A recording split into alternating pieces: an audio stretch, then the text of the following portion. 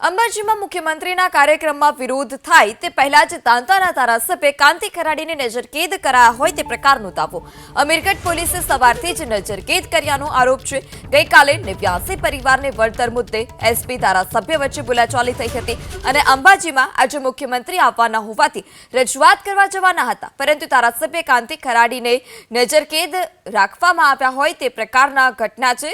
કાંતિ ખરાડીએ નજરકેદની ઘટનાને લોકશાહીનું ખૂન પણ ગણાવ્યું।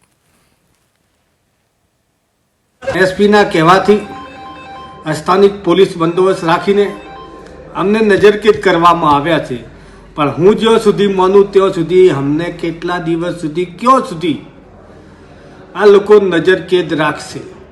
આજે નહીં તો કાલે પણ અમે ત્યાં જે અમે કરતા હોય કર્યા જશું। એનું કારણ છે લોકશાહીનું ખૂન કદી કરી શકતા નથી, પણ આ તાનાશાહીના ભાજપના સરકારની અંદર ગુજરાતના સીએમ આવતા ત્યારે ઉપરથી સીએમ તો અમે બોલાવતા હોય કે ભાઈ સ્થાનિક ધારાસભ્યને બોલાવવા જોઈએ, નિયમ અનુસાર એ લોકોએ કાર્ડ મોકલી આપ્યું છે, પણ બનાસકાંઠાના એસપીના ઈશારે આજનું કાવતરું કરવામાં આવ્યું।